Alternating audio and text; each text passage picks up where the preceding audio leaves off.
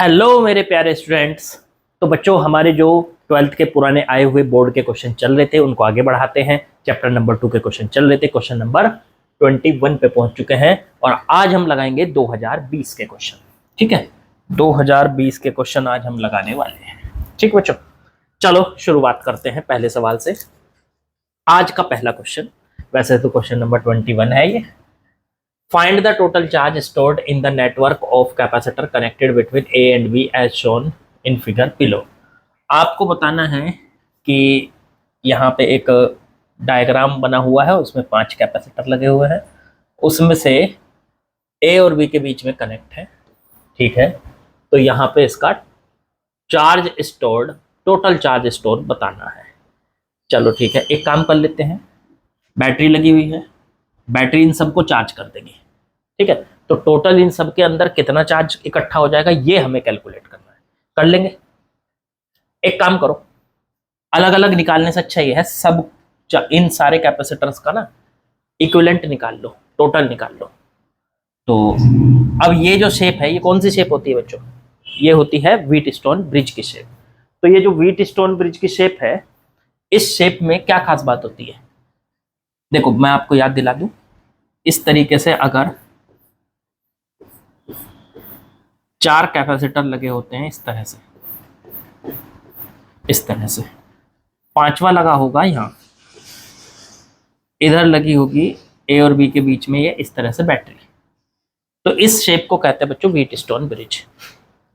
इसमें ये वाला कैपेसिटर मान लो C1 है, ये C2 है, ये C3 है और ये C4 है। इसकी एक खास बात होती है, इस शेप को, इसे C5 कह लो, इस शेप को कहते हैं व्हीटस्टोन ब्रिज।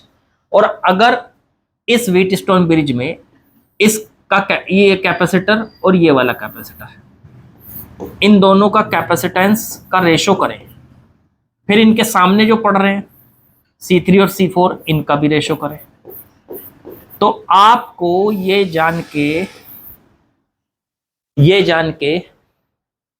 अजीब लगेगा कि ये जो 5वां कैपेसिटर है, अगर ऐसा हुआ तो इन दोनों का रेशो, इन दोनों का रेशो अगर सेम है, इन दोनों का और इन दोनों का, तो ये जो व्हीटस्टोन ब्रिज है इसको बोला जाता है बैलेंस्ड।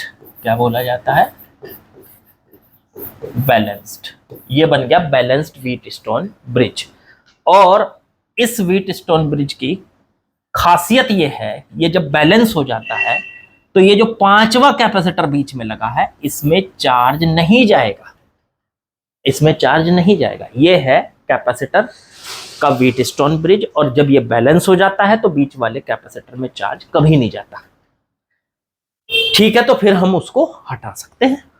तो यही कंसेप्ट यहां पे लगने वाला है। ये शेप देखो व्हीटस्टोन ब्रिज की बनी हुई है। ठीक है, बीच में 5वां कैपेसिटर लगा हुआ है। अब हमें ये चेक करना है कि क्या ये बैलेंस है। तो भाई साहब बैलेंस ही होगा। क्यों सर, ऐसा क्यों बोल रहे हैं कि बैलेंस ही होगा? उसका कारण है क्योंकि हमारे सिलेबस में बैलेंस्ड व्हीटस्टोन ब्रिज ही है, इसलिए। तो ठीक है, फिर तो ये 4/6, देखो 4, इसको इससे डिवाइड करके देखो, 4/6 इक्वल्स टू 2/3। क्या है इक्वल? काटो इससे 2, ये 3, हाँ बिल्कुल 2/3 इक्वल आ रहे हैं। इसका मतलब ये व्हीटस्टोन ब्रिज भी है और ये बैलेंस भी है। अब जब ये बैलेंस है तो इस वाले बीच वाले कैपेसिटर में चार्ज नहीं जाएगा, और जब चार्ज नहीं जाएगा तो अब हम आसानी से कर सकते हैं, ये दोनों कैपेसिटर हो जाएंगे सीरीज में, ये वाले भी कैपेसिटर हो जाएंगे बच्चों सीरीज में, और फिर आमने सामने वाले हो जाएंगे पैरेलल में, और हम इस पूरे नेटवर्क का नेट कैपेसिटेंस कैलकुलेट कर पाएंगे। तो करो। तो 4 और 2 किस में आ गए? सीरीज में। तो जब सीरीज में आते हैं तो क्या फॉर्मूला लगता है? देखो कैपेसिटर जब सीरीज में होते हैं, मान लो ये C1 है और ये C2 है, सही दिखाई दे रहा है? हाँ दिख रहा है। तो ये दोनों जब सीरीज में है तो C इक्विवेलेंट की वैल्यू होती है 1/C equivalent equals to 1/C1 plus 1/C2 बच्चों। ये फॉर्मूला लगा सकते हैं। अगर इसको सॉल्व करें तो C इक्विवेलेंट की वैल्यू आ जाएगी, इसका एलसीएम ले लो, ये ऊपर आ जाएगा C1 इंटू C2, बटे में आ जाएगा C1 प्लस C2। अब मैं डायरेक्ट ये फॉर्मूला लगाऊंगा, जब भी मेरे पास दो कैपेसिटर होंगे तो मैं उन दोनों का जो इक्विवेलेंट निकालूंगा, डायरेक्ट ये वाला फॉर्मूला लगाऊंगा। दो कैपेसिटर में बार बार इसे एलसीएम लेके नहीं देखूंगा, एलसीएम लेके डायरेक्ट ये फॉर्मूला बना लिया मैंने, इसे लगाऊंगा। अब C1 और C2 को मल्टीप्लाई करूंगा और C1 प्लस C2 करूंगा नीचे, तो यही काम करने वाला हूं मैं। तो इन दोनों की मल्टीप्लाई 4 × 2 और बटे में 4 + 2, तो ऊपर बन गया 8 बटे में 6, इससे इसको काटेंगे तो 4/3 बचा। ऊपर के दोनों मिलकर 4/3 हो गए, ठीक है। नीचे के दोनों तो 6 × 3, दोनों की मल्टीप्लाई बटे में 6 + 3। 6 × 3 कितना हो गया बच्चों? 18, और बटे में 6 + 3 हो गया 9। 9 से उसको काटा तो नीचे बन गया 2। इसका मतलब नीचे वाले दोनों कैपेसिटर मिलकर कितने बन रहे हैं? 2, और ऊपर वाले दोनों कैपेसिटर मिलकर बन रहे हैं 4/3। अब आमने सामने हो गए ये पैरेलल में, ये आमने सामने है तो ये पैरेलल में हो गए। 4/3 पैरेलल में रिजल्टेंट कैसे निकालते हैं? सीधा सीधा निकालते हैं। C इक्विवेलेंट की वैल्यू फॉर्मूला लगाते हैं C1 + C2, तो ऊपर है 4/3, नीचे है 2, दोनों को ऐड कर दो 10/3 आ गया ये C इक्विवेलेंट की वैल्यू आ गई। आप इस नेटवर्क को दोबारा बना सकते हैं, इन सब को हटा के एक अकेला लगा लीजिए 10/3। लो जी, ये लगा लिया मैंने यहाँ पे 10/3 और यहाँ पे लगा दिया 3 वोल्ट। 3 वोल्ट, तो ये हमारे पास एक कैपेसिटर बच गया, सारे हटके एक अकेला आ गया। अब इसमें कितना चार्ज इकट्ठा हो रखा है बस ये बताना है, यही पूछा था। Find the total charge stored in the network. अब जितना इस पूरे नेटवर्क में चार्ज स्टोर है इस अकेले में हो जाएगा, क्योंकि इन सब का रिजल्टेंट यही तो है, इन सब का इक्विवेलेंट यही तो है, ठीक है। तो यहां से हम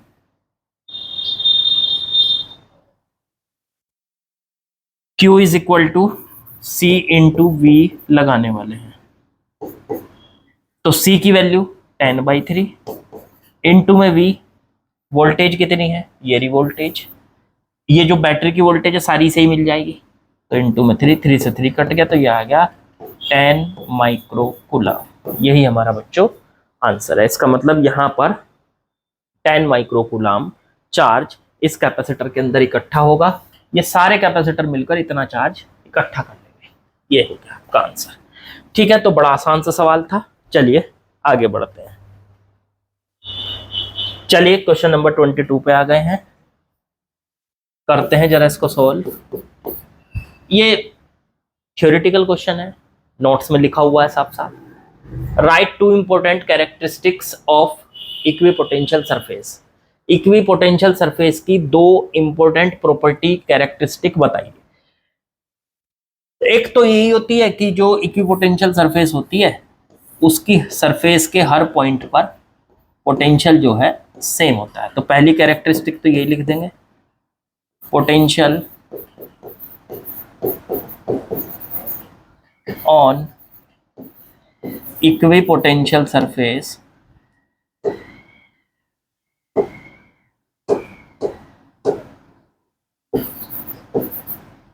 इक्विपोटेंशियल सरफेस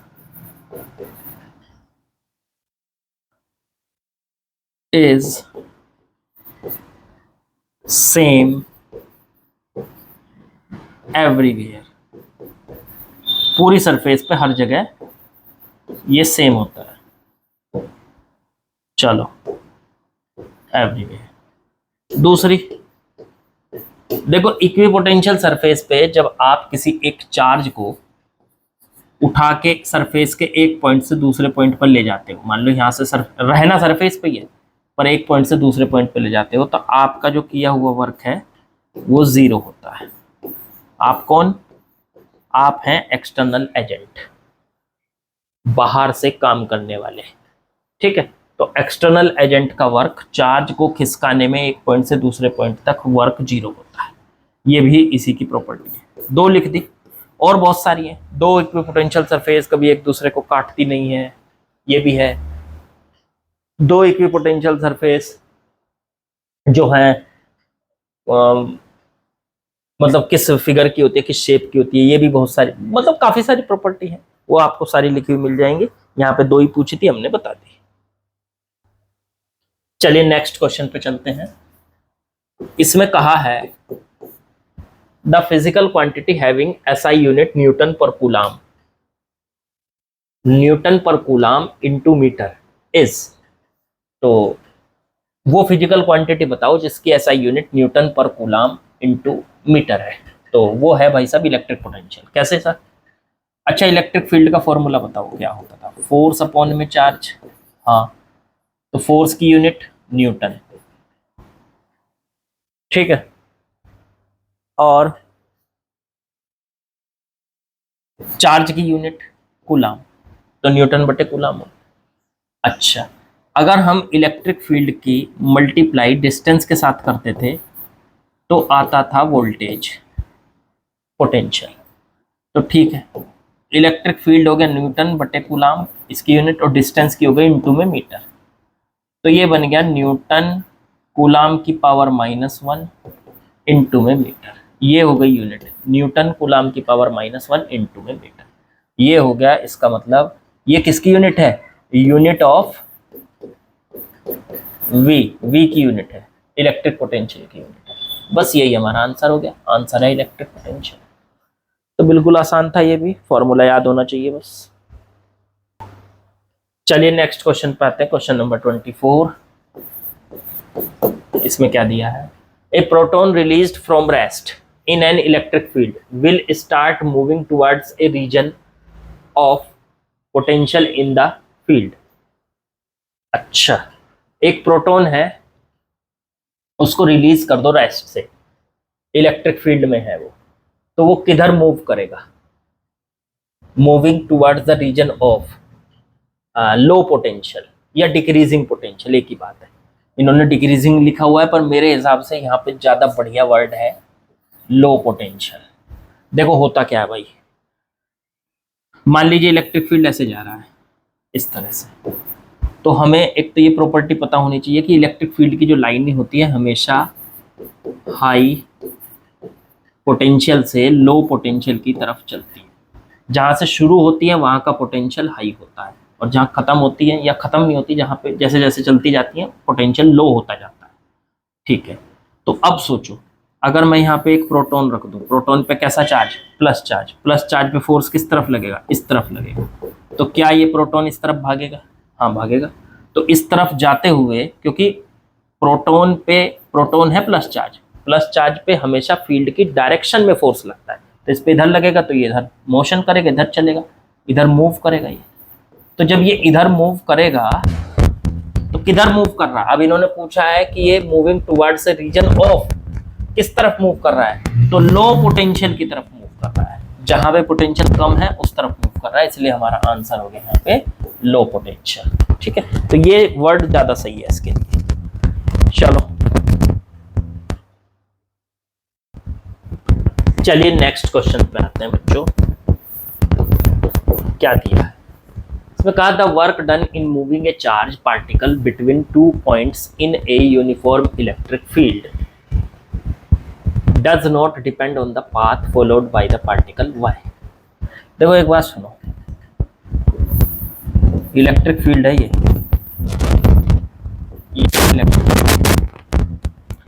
एक चार्ज रखा है ए पर, और ए से आप उसको बी पर लेके जा रहे हो। ठीक है, बहुत सारे रास्ते हो सकते हैं, आप ऐसे जा सकते हो, आप ऐसे जा सकते हो, आप सीधे जा सकते हो। जितने ज्यादा रास्ते होंगे, हर रास्ते में जाने में आपको कुछ ना कुछ तो वर्क करना पड़ेगा। पहले रास्ते से गए W1 वर्क किया, दूसरे रास्ते से गए W2 वर्क किया, फिर तीसरे रास्ते से गए तो W3 वर्क किया। और आप बिलीव नहीं करोगे कि ये तीनों वर्क, रास्ता भले ही कोई सा भी हो, जा तो ए से बी पे ही रहे हो ना, तो तीनों का जब वर्क निकाल के देखोगे तो W1 W2 W3 ये आपस में इक्वल आएंगे। क्यों सर, क्या वजह है इसकी, ये इक्वल क्यों आते हैं? तो इसके लिए आपको जाना पड़ेगा वर्क एनर्जी एंड पावर वाले चैप्टर। जरा याद करो बचपन की बातें, 11th की बातें। वहां पे ये याद करो कि जब हम किसी पार्टिकल को एक पॉइंट से दूसरे पॉइंट तक लेकर जाते थे और उस पर लगता था कंजर्वेटिव फोर्स, कंजर्वेटिव, और वहां प्रूफ करके दिखाया था कि कंजर्वेटिव फोर्स जो है उसका वर्क निकालते हैं जब हम, उसका वर्क जब हम निकालते हैं कंजर्वेटिव फोर्स का, तो वो वर्क पाथ से इंडिपेंडेंट आता है। मतलब कंजर्वेटिव फोर्स का जो वर्क है वो पाथ से इंडिपेंडेंट आता है, मतलब पाथ पे डिपेंड नहीं करता।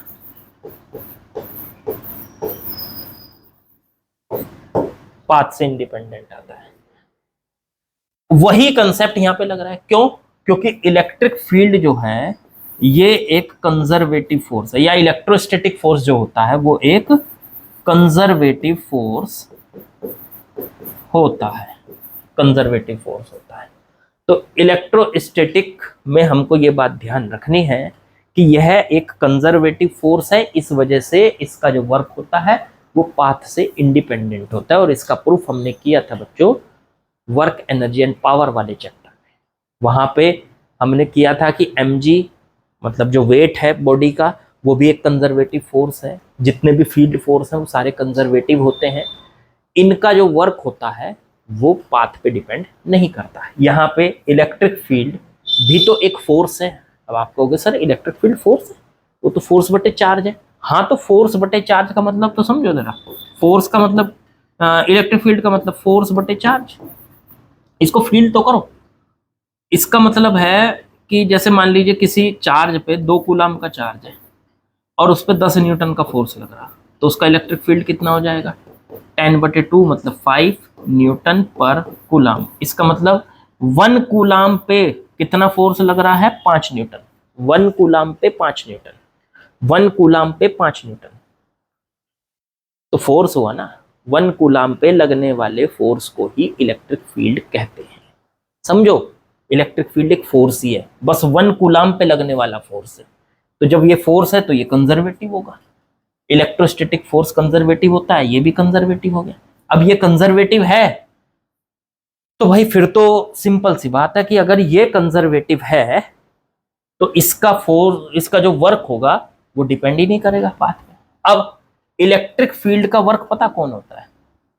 इलेक्ट्रिक फील्ड का वर्क होता है work done by electric field, work done by electric field is work done by electric field is potential। जो इलेक्ट्रिक फील्ड का वर्क होता है बच्चों वो पोटेंशियल होता है। अब यहाँ पे यही दिया इसने वर्क डन। अच्छा, यहाँ पे तो वर्क दिया है, मूविंग ए चार्ज, वर्क ही पूछा, पोटेंशियल की बात ही नहीं की। तो यहाँ से तो इतने से ही काम चल गया था। आप ये बस स्टेटमेंट लिख दो कि कंजर्वेटिव फोर्स होता है वो उसके पाथ से इंडिपेंडेंट होता है, कंजर्वेटिव फोर्स का जो वर्क होता है। इसलिए यहाँ पे मूविंग चार्ज को चाहे किसी भी रास्ते से ले जाए 2 पॉइंट के बीच में यूनिफॉर्म फील्ड के अंदर, ये डिपेंड नहीं करता पार्टिकल के पाथ पर। ठीक है, चलो इसका रिजल्ट देने की, रीजन देने की आपने समझ लिया कि कैसे रीजन देंगे इसका। चलो अगले सवाल पे चलते हैं। चलो बच्चों नेक्स्ट क्वेश्चन पे आते हैं। Question number 26। अभी सारे क्वेश्चन जो चल रहे हैं ये चल रहे हैं आपके इसके 2020 वाले। ठीक, the magnitude of electric field in newton per coulomb in a region varies with distance R. Electric field का देखो इक्वेशन दे रखी है 10r+5, मतलब ये इलेक्ट्रिक फील्ड डिस्टेंस के साथ लगातार चेंज हो रहा है, वेरी कर रहा है। आर की वैल्यू बढ़ाओगे, आर की वैल्यू 0 करोगे, इलेक्ट्रिक फील्ड की वैल्यू 5 हो जाएगी। देखो 0 रखो इसमें, 5 हो जाएगी। आर की वैल्यू 1 करोगे तो इलेक्ट्रिक फील्ड की वैल्यू 10+5 15 हो जाएगी। आर की वैल्यू 2 करोगे तो 20+5 25 हो जाएगी। मतलब जैसे जैसे आर बढ़ रहा है इलेक्ट्रिक फील्ड भी बढ़ रहा है, आर कम हो रहा है इलेक्ट्रिक फील्ड भी कम हो रहा है, आर निगेटिव हो रहा है तो इलेक्ट्रिक फील्ड भी बदल, मतलब जैसे जैसे आप आर चेंज कर रहे हो वैसे वैसे ये बदल रहा है। अब पूछा क्या है सवाल, by how much does the electric potential increase in moving from point r is equal to 1 to r is equal to 10, r is equal to 1 से 10 तक कितना पोटेंशियल इंक्रीज हुआ। देखो, चेंज इन पोटेंशियल का बच्चों फॉर्मूला होता है delta v बराबर minus E dot D R या E into D R. Dot तब लगाते हैं जब वेक्टर में दिया हो, वेक्टर में कुछ दिया नहीं तो ई इंटू डी आर और माइनस लगा दो बस और कर दो इसका इंटीग्रेशन। ये होता है डेल्टा वी की वैल्यू। डेल्टा वी का मतलब है change in potential, change in potential. ठीक है, इसकी वैल्यू निकालनी है तो बस ये फॉर्मूला लगा के आप निकाल सकते हो आसानी से।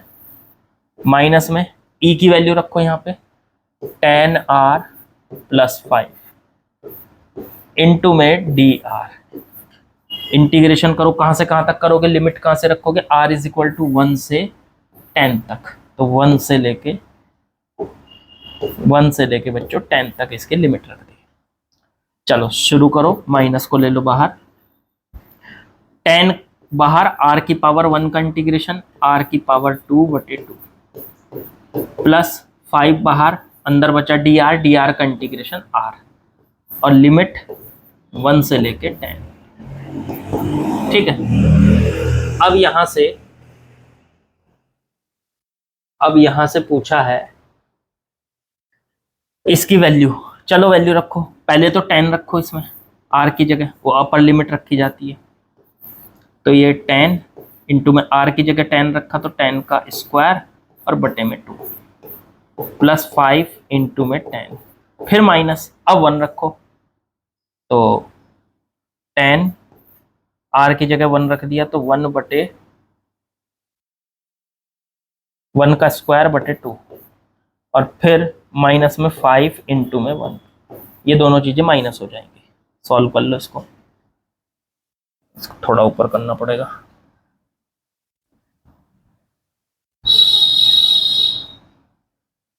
तो ये आ गया आपका माइनस में 10 इंटू 10 का स्क्वायर 100 बटे में 2 प्लस में 50 माइनस में 10 इंटू में 10 बटे में 2, 10 बटे में 2 और माइनस में 5।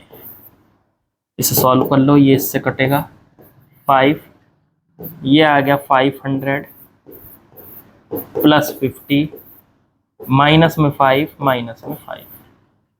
चेक करो, ये आ चुका है बच्चों 550 और माइनस में 10, ये माइनस माइनस वाले ऐड हो गए, आंसर आ गया 540 माइनस में। ये है आपका इतने वोल्ट, यहाँ पे वोल्टेज माइनस। माइनस का मतलब समझ रहे हो आप, माइनस का मतलब हुआ कि इलेक्ट्रिक पोटेंशियल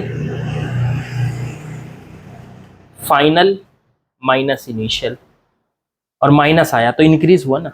देखो ऐसे समझो, आप यहाँ पे खड़े हो, यहाँ पे पोटेंशियल V1 है, यहाँ पे V2। अब V2 माइनस V1 की वैल्यू आई है, V2 माइनस V1 की वैल्यू आई है माइनस का 540। इसका मतलब इसको उधर ले जाएं तो V2 बराबर आ गया V1 माइनस 540। आप ये कह सकते हो कि जैसे जैसे आप आगे जा रहे हो पोटेंशियल की वैल्यू कम हो रही है। अगर V1 को अगर मैं V2 को 0 मान लूँ तो V1 को मानना पड़ेगा 540, तभी तो देखो ये इक्वेशन सेटिस्फाई होगी। V1 की जगह रखूंगा 540 माइनस 540 0, V2 की वैल्यू 0 आ जाएगी। इसका मतलब देखो जैसे जैसे आगे जा रहे हो पोटेंशियल लगातार डिक्रीज हो रहा है। लेकिन इसने क्या पूछा था, how much does the electric potential increase moving from r is equal to 1 to point r is equal to 10। गलत है, गलत है, बिल्कुल सही कर रखा है हमने। ऐसे ही होता है ये सवाल, इसमें कुछ ना कुछ झोल झाल है, वो आप देख लेना क्या है इसमें। या तो ये इंफॉर्मेशन मेरे को गलत दी है, या तो ये इंफॉर्मेशन मेरे को गलत दी है। Magnitude of electric field in a region varies with the distance, distance के साथ वेरी कर रहा है 1 से लेके 10 तक, 10 मीटर तक V1 बड़ा है V2 से। हाँ, आंसर यहाँ पे सही दे रखा, यहाँ पे तो सही दे रखा है इसने, V1 बड़ा है V2 से। ये तो आया ही है हमारा, V1 की वोल्टेज 540 और V2 की मान लो 0 मान लिया है, मतलब ये तो इन दोनों के बीच का डिफरेंस है 540। How much does the electric potential increase moving from, increase पूछा था इन्होंने, बेसिकली ये इंक्रीज की जगह डिक्रीज आएगा, डिक्रीज आएगा बच्चों, बाकी सब ठीक है। चलिए चलिए नेक्स्ट क्वेश्चन पे आते हैं, क्वेश्चन नंबर 27। क्या दिया है समझते हैं।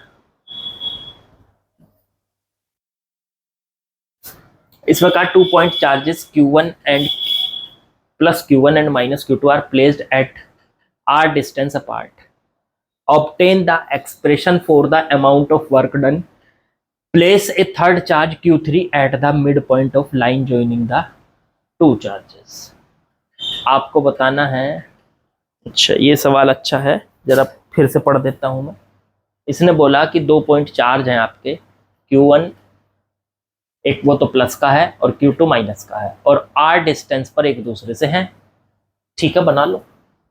ये रहा Q1 और ये रहा बच्चों Q2, और दोनों के बीच की डिस्टेंस R है, यहां से यहां तक की डिस्टेंस R है। ठीक है, अब एक थर्ड चार्ज को हम यहां पे लेके आ रहे हैं। इन्होंने कहा obtain the expression for the amount of work done to place a third charge Q3 at the midpoint of the line joining the two charge. बीच में इन दोनों चार्ज के बिल्कुल बीचों बीच एक थर्ड चार्ज को लाके रखना है, तो हमें कितना वर्क करना पड़ेगा, बस ये पूछ लिया। तो भाई साहब देखो, हम जो भी वर्क करते हैं वो सिस्टम के अंदर पोटेंशियल एनर्जी के फॉर्म में स्टोर हो जाता है। अच्छा ये सोचो, जब ये चार्ज नहीं था यहाँ, तब सिर्फ ये 2 चार्ज थे, इनमें से एक प्लस है एक माइनस है। ठीक है, तो सुनो, जब ये नहीं था तो तब ये सिर्फ 2 चार्ज थे। उस टाइम पे सिस्टम की पोटेंशियल एनर्जी कितनी थी, के Q1 प्लस का Q1 इंटू Q2 माइनस का Q2 और बटे इनके बीच का गैप R। तो ये पोटेंशियल एनर्जी थी माइनस में K Q1 Q2 बटे में R। तो ये पोटेंशियल एनर्जी पहले थी बच्चों। ठीक है, सॉरी फॉर डिस्टरबेंस। चलो आगे बढ़ते हैं, क्या बोला, हाँ तो पहले जब ये चार्ज नहीं था, ये 2 थे सिर्फ, उस टाइम पे सिस्टम की पोटेंशियल एनर्जी हमारे पास आ गई, हमने निकाल ली। अब हमने ये तीसरा चार्ज लाके इन दोनों के बीचों बीच रख दिया। इधर से इसकी डिस्टेंस R/2, इधर से इसकी डिस्टेंस R/2, बिल्कुल ठीक। अब इस सिस्टम की कुछ पोटेंशियल एनर्जी बढ़ गई या घट गई, जो भी कुछ हुआ होगा, वो बढ़ी या घटी हुई पोटेंशियल एनर्जी ही हमारा किया हुआ वर्क होती है। तो हमने कितना वर्क किया, हमारा वर्क W एक्सटर्नल वो डेल्टा U के बराबर होता है। हमें ये फॉर्मूला यहाँ पे लगाना है। किसी भी सिस्टम को बनाने में, किसी भी सिस्टम को बनाने में किया गया वर्क, किसी भी सिस्टम को क्रिएट करने में किया गया वर्क डेल्टा U के बराबर होता है। तो बस ठीक है, हमने चार्ज को उठा के यहाँ ला के यहाँ रखा, और अब हम इसकी पोटेंशियल एनर्जी दोबारा निकालेंगे U। अब इसमें कितने पेयर हैं, अब इसमें 3 पेयर हैं।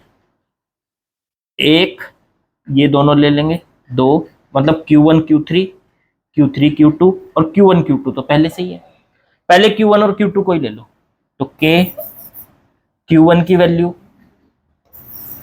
फिर Q2 की वैल्यू, Q2 माइनस में इसलिए माइनस आ जाएगा, और बटे में इनके बीच का गैप R।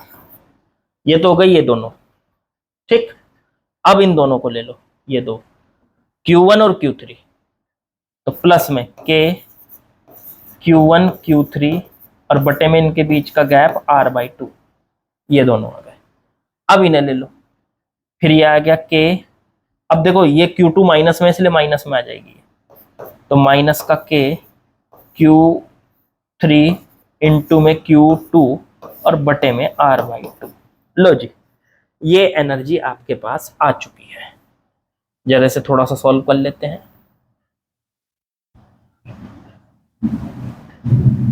तो ये U2 वाली जो एनर्जी है, ये माइनस का K Q1 Q2 बटे में R, ये आ गई 2 पर पहुंच गया, प्लस का 2K Q1 Q3 बटे में R, और ये ऊपर पहुंच गया माइनस में 2 माइनस बाहर आ गया, 2K Q3 Q2 और बटे में R। ठीक है, अब डेल्टा U की वैल्यू निकाल लीजिए।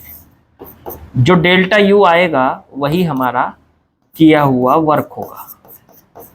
ठीक है, इस चार्ज को उठा के रखा तो हमने कितना वर्क किया, ये डेल्टा U ही आएगा हमारा। तो ठीक है, ये आ गया माइनस में K Q1 Q2। पहले तो डेल्टा U की वैल्यू क्या होती है, U2 माइनस U1। पहले U2 की वैल्यू लिखो, ये पूरी U2 की वैल्यू क्या है, माइनस का K Q1 Q2 बटे में R, फिर प्लस में 2K Q1 Q3 बटे में 2, फिर ये टर्म माइनस में 2K Q3 Q2 और बटे में R। ये तो हो गया पूरा U2। फिर माइनस में U1 को लिखो, देखो ऊपर लिख रहा है ये माइनस का K Q1 Q2 बटे में R। ये माइनस माइनस प्लस हो जाएगी टर्म, ये माइनस में है, ये पूरी टर्म कट जाएगी। ठीक है, डेल्टा U की वैल्यू आ चुकी है मेरे बच्चों। इसमें से ये R था, ये 2K बटे R को ले लो कॉमन, और अंदर बचा यहाँ Q1 Q3 और यहाँ बचा माइनस में Q3 Q2।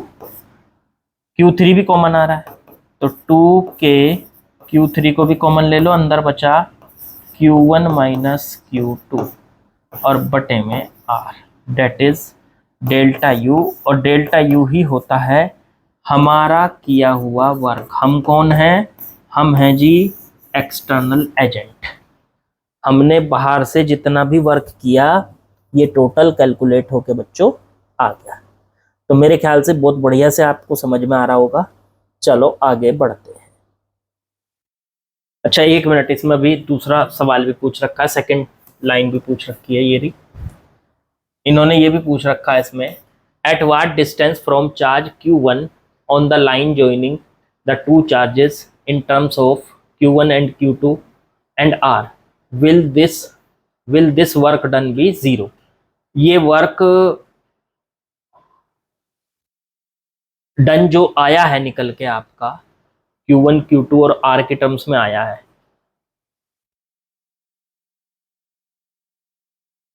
Eight what distance from charge Q1 से कितना दूर, on the line joining the two charges will this work done be 0, मतलब किस पॉइंट पे रखे जहां पे वर्क 0 आए। तो भाई साहब वर्क 0 कहां पे आएगा, सेकंड सवाल को सुनो, अब यहीं से कर लेते हैं। ये वर्क 0 कहां पे आएगा, ये वर्क वहां 0 आएगा जहां पे जिस पॉइंट का पोटेंशियल 0 होगा, क्योंकि वर्क जो होता है पोटेंशियल एनर्जी से या पोटेंशियल से निकलता है। यहाँ का पोटेंशियल अगर 0 है, इस पॉइंट का, मान लो ये पॉइंट कितना दूर है यहाँ से, x डिस्टेंस, तो यहाँ का पोटेंशियल अगर 0 होगा तो इस पॉइंट पे आप इस चार्ज को रखो, वर्क भी 0 होगा। क्योंकि वर्क का फॉर्मूला पोटेंशियल की टर्म में क्या होता है, जरा वो भी देख लो। तो वो होता है Q, जिस चार्ज को आप रखना चाहते हैं एक पॉइंट से दूसरे पॉइंट पर, Q into V2 minus V1। ये होता है बच्चों वर्क का फॉर्मूला। जब आप एक पॉइंट से दूसरे पॉइंट पर चार्ज को खिसकाते हैं तो आपको कितना वर्क करना पड़ेगा, आप इस फॉर्मूले से निकाल सकते हैं। मान लो आपने A पॉइंट से और B पॉइंट पे खिसकाया, तो A पॉइंट का पोटेंशियल है V1 और बी पॉइंट का पोटेंशियल है V2। तो ए से बी तक खिसकाने में किया गया वर्क आप इस फॉर्मूले से निकाल सकते हैं। ए से बी तक खिसकाने में किया हुआ वर्क आप इस फॉर्मूले से निकाल सकते हैं। बिल्कुल आसान है। तो अब यहाँ पे हम इस Q3 चार्ज को लाए कहाँ से थे? इन्फिनिटी से। ठीक है, तो V1 की जगह तो आ जाएगा W एक्सटर्नल निकालना है ना, फॉर्मूला ये है Q into V2 minus V1। Q जिस चार्ज को उठा के लाए वो है Q3, तो Q की जगह तो रख दो, इस Q की जगह रख दो Q3। V2 minus V1, V1 क्या है? जहां से उठा के लाए, कहां से? इन्फिनिटी से, तो वो हो गया V इन्फिनिटी माइनस किस पॉइंट पे लेके आए? V2 पे लेके आए, मतलब यहाँ लेके आए। यहाँ का पोटेंशियल हमने ढूंढना है, यहाँ का पोटेंशियल मान लो V, और इसको 0 के बराबर देखेंगे कि कौन सा पॉइंट ऐसा है जहाँ 0 हो रहा। तो V हो गया, ये V की जगह 0 रख दो। अब Q3 इंटू V0, हम चाहते हैं कि ऐसा पॉइंट ढूंढा जाए जिस पे पोटेंशियल 0 हो, और V इन्फिनिटी पे पोटेंशियल 0 मान रखा है हमने, तो 0 माइनस 0 मतलब 0, तो वर्क क्या हो जाएगा हमारा? 0। तो अब हमें ऐसा पॉइंट ढूंढना है जहां इन्फिनिटी से उठाए और उस पॉइंट पे लाके रखे, पर हमें वर्क ना करना पड़े, 0 वर्क हो हमारा। तो ऐसा पॉइंट कौन सा होगा? जहां पे पोटेंशियल 0 होगा। तो बस बिल्कुल आसान है, इसको कर देते हैं सॉल्व। अब देखो इसको कैसे सॉल्व करोगे।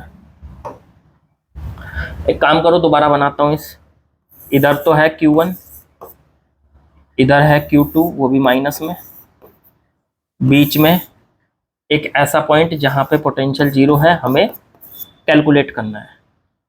तो इधर से मान लेते हैं वो x डिस्टेंस पे है, ये x निकालनी है मेरे को।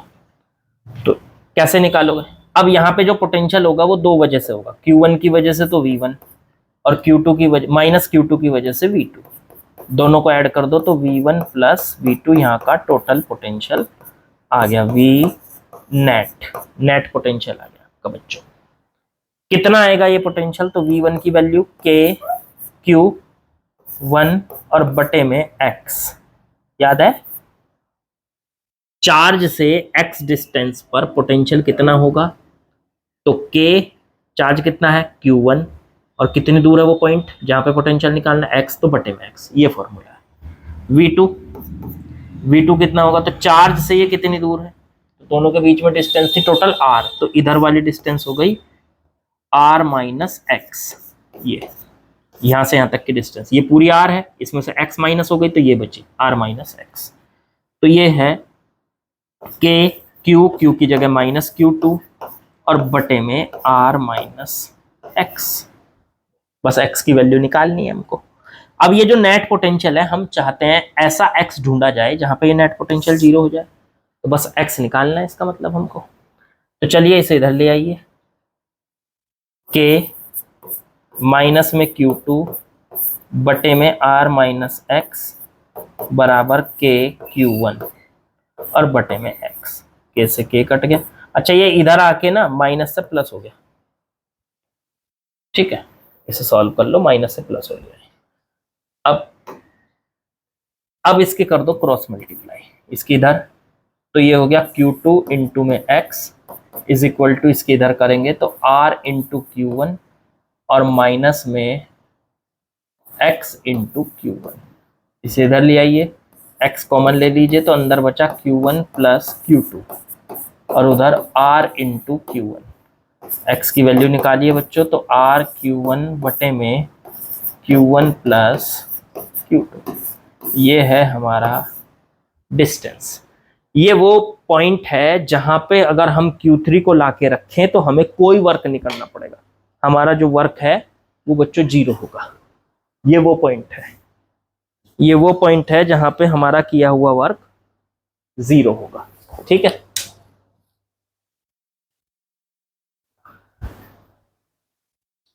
मेरे ख्याल से समझ में आ गया होगा ये तो। चलिए आगे बढ़ते हैं। अब चलिए बच्चों, लास्ट क्वेश्चन है अब हमारा, क्वेश्चन नंबर 28, 2020 का लास्ट क्वेश्चन। देखते हैं क्या बोला है। Establish the relation between electric field and electric potential at A point. किसी पॉइंट पर इलेक्ट्रिक फील्ड और इलेक्ट्रिक पोटेंशियल के बीच में रिलेशन इस्टेब्लिश करो। कर देंगे, आसान है वैसे तो, थ्योरेटिकल है, मतलब नोट्स में लिखा हुआ मिलेगा आपको, पर फिर भी चलो करा देता हूं मैं। देखो किसी पॉइंट पर पोटेंशियल कितना है, उसके लिए हमारा बेसिक फॉर्मूला होता है V बराबर वर्क जो हमने किया, हम एक्सटर्नल एजेंट है, जो वर्क हमने किया, चार्ज को इस पॉइंट तक किसी चार्ज को उठा के लाने में किया गया वर्क। तो मान लो कहाँ है वो चार्ज, वो इन्फिनिटी पे है, यहाँ वो चार्ज Q0 इन्फिनिटी पे है, उसको उठा के यहाँ से यहाँ लाए, तो हमने कुछ ना कुछ तो वर्क किया होगा ना। हम कौन है, एक्सटर्नल एजेंट है, तो हमारा किया हुआ वर्क हो गया W एक्सटर्नल। तो Q0 चार्ज को उठा के लाने में किया गया वर्क है W एक्सटर्नल, तो 1 चार्ज को उठा के लाने में हो गया W एक्सटर्नल बटे Q0। वही होगा इस पॉइंट का पोटेंशियल। ये पोटेंशियल की बेसिक डेफिनेशन। इस पॉइंट का पोटेंशियल क्या होगा, इस पॉइंट पर इन्फिनिटी से किसी चार्ज को उठा के लाओ, तो Q चार्ज को उठा के लाने में किया हुआ वर्क है W एक्सटर्नल, तो हमने जो वर्क किया वो हो गया वो 1 चार्ज को उठा के लाने में, Q चार्ज को उठा के लाने में तो W एक्सटर्नल, तो 1 चार्ज को उठा के लाने में किया गया वर्क हो गया W एक्सटर्नल बटे Q0। इसी को कहेंगे इस पॉइंट का पोटेंशियल। अब इस पॉइंट पर पोटेंशियल और इलेक्ट्रिक फील्ड के बीच में रिलेशन स्टैब्लिश करना, कर देंगे। एक बात बताओ, वर्क का फॉर्मूला क्या होता है, वर्क का फॉर्मूला होता है फोर्स इनटू में डिस्प्लेसमेंट। तो फोर्स कौन सा, अब जब एक्सटर्नल वर्क है ये, तो एक्सटर्नल फोर्स होगा, external force dot dx, F dot dx का इंटीग्रेशन और बटे में Q0। मैंने सिंपल सा एक काम किया है, ये फॉर्मूला यूज किया है W एक्सटर्नल बटे Q0, और W एक्सटर्नल मतलब वर्क की वैल्यू यहां रख दी। वर्क की वैल्यू क्या है, फोर्स एक्सटर्नल इनटू में या डॉट में dx, एक्सटर्नल फोर्स और डॉट में dx और बटे में Q0। अब मैं सिंपल सा एक काम करने जा रहा हूं, इंटीग्रेशन के अंदर मैं Q0 को अंदर लेके चला जाता हूं, F एक्सटर्नल बटे में Q0 और डॉट dx, ऐसे कर दिया। ठीक है बच्चों, तो ये हो गया F एक्सटर्नल बटे में Q0। अब F एक्सटर्नल बटे Q0 क्या होता है, कुछ नहीं, पर एक चीज याद करो, आप एक बात याद करो, किसी भी पॉइंट पर फील्ड जिधर लगता है एक्सटर्नल फोर्स हमेशा उसके अपोजिट लगता है। अगर फील्ड इधर लग रहा होगा मतलब ये फील्ड का फोर्स है F, फील्ड का फोर्स, फील्ड, ये फील्ड का फोर्स हो गया बच्चों, फील्ड, और इधर हो गया एक्सटर्नल फोर्स। दोनों क्या होते हैं, फील्ड का फोर्स और एक्सटर्नल फोर्स एक दूसरे के अपोजिट होते हैं, इक्वल होते हैं, डायरेक्शन अपोजिट होती है, वैल्यू इक्वल होती है। तो क्या मैं ये कह सकता हूं डायरेक्शन के हिसाब से कि जो F एक्सटर्नल है वो फील्ड का जो फोर्स है, जो फील्ड ने लगा रखा है उसके अपोजिट है, मतलब उस पर माइनस लगा सकते हो आप, F एक्सटर्नल को लिख सकते हो माइनस का फील्ड का फोर्स। हाँ लिख सकते हैं सर, क्यों, क्योंकि अगर F एक्सटर्नल इधर होगा तो फील्ड का फोर्स इधर होगा। जब आप किसी चार्ज को उठा के लाते हो ना, तो आप जो फोर्स लगाते हो वो हमेशा फील्ड के फोर्स के अपोजिट लगाते हो, लगता ही ये है, तभी हम इस जो पोटेंशियल है, पोटेंशियल डिफरेंस है, पोटेंशियल है, वर्क है, इनको कैलकुलेट कर पाते हैं। हमें हमेशा फील्ड के फोर्स के अपोजिट अपना फोर्स लगाना होता है। ठीक है, तो हमारा फोर्स जो है वो फील्ड के फोर्स का अपोजिट है, इसलिए हमने फील्ड के फोर्स पे माइनस लगा दिया, तो हमारा फोर्स बन गया। तो हम इस रिलेशन में उठा के F एक्सटर्नल की जगह ये लिख सकते हैं, थोड़ा नीचे कर लो, हम इस रिलेशन में फिर तो सर ये लिख सकते हैं, F एक्सटर्नल की जगह रख सकते हैं माइनस का F फील्ड,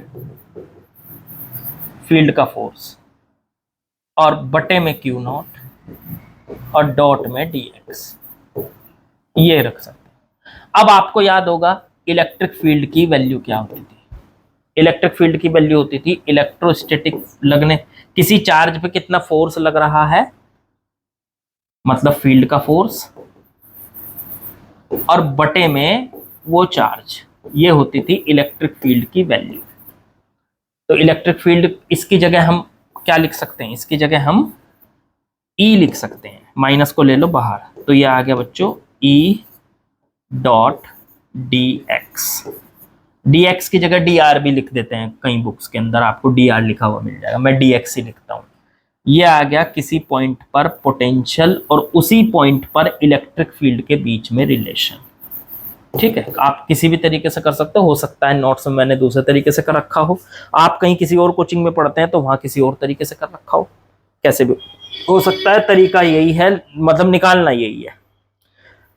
तो बच्चों ये पूछा, और कुछ भी रह गया कैसे, में शायद एक और क्वेश्चन दिया था, हाँ ये भी कहा था इन्होंने, draw the equipotential surface for an electric field pointing Z direction with the magnitude increasing constant rate along minus Z direction. इन्होंने कहा था कि मान लीजिए ये आपके पास जेड है, एक्स है, वाई है, और जेड की तरफ इलेक्ट्रिक फील्ड लगा हुआ है, ऐसे जेड की तरफ इस तरह से इलेक्ट्रिक फील्ड लगा हुआ है, इस तरह से इलेक्ट्रिक फील्ड लगा हुआ है, इस तरह से। तो ये जो इलेक्ट्रिक फील्ड लगा हुआ है, इक्विपोटेंशियल सरफेस खींचनी है। तो इक्विपोटेंशियल सरफेस क्या होती है, इलेक्ट्रिक फील्ड ऐसे है, ये जेड बाहर की तरफ आ रहा है, फील्ड भी ऐसे बाहर की तरफ आ रहा है, जहां से आ रहा है उधर फील्ड ज्यादा है और जिधर जा रहा है उधर फील्ड कम होता जा रहा है, ऐसा इन्होंने बोला, मैग्नीट्यूड इसका इंक्रीज हो रहा है। ठीक है, इस तरीके का फील्ड है ये, तो जिधर से आ रहा है उधर फील्ड कम है और जिधर ऐसे जा रहा है फील्ड उधर ज्यादा है। अब इसकी इक्विपोटेंशियल सरफेस खींचनी है। देखो इक्विपोटेंशियल सरफेस खींचनी है तो मेरे ख्याल से कुछ इसे तो खींचना मुश्किल हो जाएगा, पर चलो कोशिश करते हैं। अगर ये फील्ड एकदम पैरेलल चल रहा है तो इक्विपोटेंशियल सरफेस तो इसकी इस तरह से हो जाएंगी, लेकिन पैरेलल तो चलेगा नहीं। पैरेलल क्यों नहीं चलेगा, क्योंकि पैरेलल चलने में फील्ड यूनिफॉर्म हो जाता है। तो फील्ड कुछ ऐसे चल रहा होगा कि यहाँ लाइनें पास पास होंगी, ये लाइनें जो मैंने बनाई हैं ये थोड़ी इस तरह से होंगी, इस तरह से होंगी पास पास, ऐसे आते आते वो हो जाएंगी, लेकिन इस तरह से पास पास रहेंगी, ऐसे ऐसे इस तरह से पास पास, ऐसे बाहर निकल रही हैं और उधर जाके पीछे जाके पास हो रही हैं और यहां जाके थोड़े से फैल रही है। तो इसका जो इक्विपोटेंशियल सरफेस आएगी वो किस तरीके की आएगी, वो पोटेंशियल सरफेस इसकी कुछ इनके परपेंडिकुलर होगी, सारी लाइनों के ऐसे परपेंडिकुलर होगी, और आगे जाके देखोगे इस तरह से होगी, परपेंडिकुलर होगी, ऐसे जाके इस तरह से होगी परपेंडिकुलर। तो ऐसे है, ऐसे समझो, कैसे समझाऊं ये बना नहीं पा रहा मैं इसमें, ऐसे लाइनें ऐसे फैल के जा रही हैं, ऐसे जहां यहाँ है यहाँ पे फील्ड ज्यादा है, ऐसे लाइनें फैल के जा रही हैं, फील्ड कम होता जा रहा है। अब ऐसे लाइनें जा रही हैं तो ऐसे पहली सरफेस, फिर ऐसे दूसरी सरफेस, फिर ऐसे तीसरी सरफेस, फिर ऐसे चौथी सरफेस, कितनी सरफेस बना सकते हो, ऐसे बनाने की मैंने कोशिश की है, बनी नहीं मेरे से बड़ी ऐसी। ठीक है, तो ये हो गया हमारा बच्चों 2020 के सारे सवाल खत्म, एवरीथिंग क्लियर। और 2 दिन से वीडियो नहीं बना पाया था मैं, थोड़ा तबीयत का इशू हो रहा था। ठीक है, बाकी वो बेस्ट 100 जो प्रॉब्लम्स चल रही है उसकी वीडियो बना के रख रखी थी, इसलिए वो डल पाई, ये नहीं डल पाई थी। पर चलो कोई बात नहीं, जैसे जैसे टाइम मिलेगा, ज़्यादा टाइम मिलेगा ज़्यादा कर देंगे, कम मिलेगा कम कर पाएंगे, पर हाँ आपको पेपर तक सब कुछ करा देंगे, बस ये है। और बाकी लाइक शेयर सब्सक्राइब कमेंट ये सब कुछ करते रहिए, प्रैक्टिस करते रहिए, प्रैक्टिस के बिना कुछ नहीं है, प्रैक्टिस से ही सारी चीज़ें सॉल्व होंगी और बोर्ड के पेपर में 95+ नंबर ला के दिखाइए, आपके गार्जियंस भी और हम भी, तभी ही जाके हम लोगों को, मतलब असली मिशन हमारा वही है, तभी जाके हम लोगों को एकदम एकदम कहते हैं ना सुकून मिलेगा, वो वाली बात है। तो 95+ नंबर लाने की कोशिश कीजिए बच्चों, और हटिए मत अपने पास से, जो ठान लिया उसे करके मानिए। ठान लिया 95 प्लस लाने हैं तो लाने हैं, बस बात खत्म। बीच में कौन आएगा? कोई नहीं आ सकता। ठीक है, जब आप ठान लोगे तो कोई नहीं आ सकता, और नहीं ठानोगे तो भाई साहब फिर तो 100 अड़चने हैं, वो तो आती रहेंगी। ठीक, तो चलिए बाकी कल मिलते हैं। लाइक शेयर सब्सक्राइब कमेंट वो कर दीजिएगा, औरों को भी बताइए, मोटिवेट कीजिए मुझे भी, ताकि जो है क्या नाम, मैं और भी ज़्यादा ज़्यादा आपको पढ़ा सकूँ। ठीक है, और मोटिवेशन कहाँ से मिलेगा? जब आप चैनल को थोड़ा ग्रो करने में हेल्प करेंगे। चलिए कल मिलते हैं।